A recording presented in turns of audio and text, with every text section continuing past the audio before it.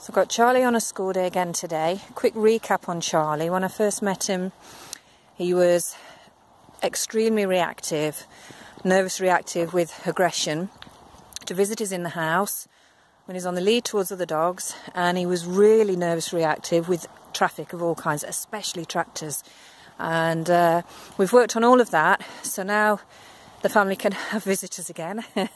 And he'll actually go and get some fuss from visitors, which was, you know, something he would never have done before. He's an older dog, so he's got quite a few years of conditioned behaviour that we've got to undo. So there's a lot of behaviour he exhibits that's habit.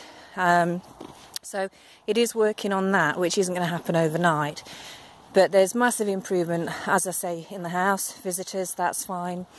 I've done lots of work with him on the lead, walking alongside other dogs, my dogs and friends' dogs. So he's had a good selection of different dogs just to walk alongside. I'm not after him sniffing them or playing with them. It's not about that. He's an older dog, he won't be into playing anyway. But he needs to know that they're not a threat and he's okay. He doesn't need to react and try and bite them, you know. So we've done lots of work on the lead, walking along the A444. Lots of busy traffic, large traffic, tractors. We're past all of that, not reacted to the traffic at all now. Brilliant. The owners had got to the point where they couldn't actually walk him. So when they did walk him, it was just round where they lived, the same familiar route. And this is always a bad thing. Will make a situation worse because the dogs become territorial. And because it's close to home, they'll be more reactive, especially towards other dogs. So it was actually working against them, and also, you know, there was no control with the lead. It was he's a strong boy. He was difficult to hold. So we're past all of that. They've been taking him lots of different places, like I advised. That's building his trust in them by going lots of different places. They have said he still shakes a little bit when he first gets in the car. You know, there's a little bit of nerves there. But it's all getting less and less, you know, as the more they do it. And as he's out on the new areas on the lead, he's getting less reactive with any dogs that he sees. So a lot of the time he's just walking by. There's nothing there, which is brilliant. The only thing they're finding is still around home. He is, like I say, habit forming. He's reverting back to his little grumbles and, you know, that kind of thing at other dogs around where he lives. So we need to work on that. Now, last time when I had Charlie, I really wanted to see him off lead with my dog, Frank. I chose. Charlie, wait. And, you know, to see what he did with a fast-moving dog, because a fast-moving dog will always trigger the worst reaction from a dog. And, yeah, to begin with, it was tense. We had his muzzle on. I walked them together on the lead. Then I let Frank off so that Charlie could experience Frank running backwards and forwards to him quickly. Because when you're out on a walk, you can't predict that other dogs are just going to stay away from your dog. It's perfectly natural for dogs to run up to other dogs. That's what they do, okay? So we might not like it because we have insecurities.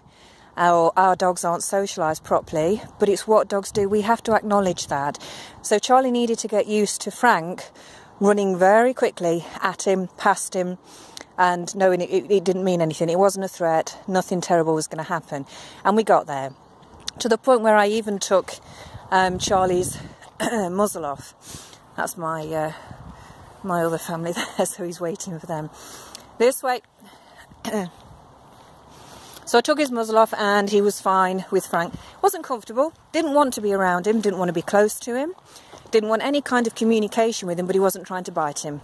We'd got past all of that, so really pleased with that. So it's not about Charlie learning to socialise and play. It's about Charlie learning to be on a walk, and whoever the handler is, to trust them, to make the decisions, so he knows that whatever dogs he sees now on a walk, doesn't have to react to them. There's nothing to worry about. So I've done some work this morning. Again, I used Frank and just did some walking on the lead, off the lead, checking his recall. It's all really good. His recall's lovely as an example. This way. Just beautiful. Really, really good. So we've got all of that. And when he sees another dog in the distance, When he sees another dog in the distance, he's not charging at it, he's looking to me for my direction, he's looking to me to say, what do you want me to do? What happens here? That's exactly what we need. As long as he's not making decisions himself, we're good to go. So I've headed out now to a busier area. He's got his muzzle on, and I'm looking out for people with their dogs. Now, if I see somebody who's got a very fast-moving dog off lead, I will put Charlie on the lead. I'm not going to push him to that extent when I don't know what that other dog's like.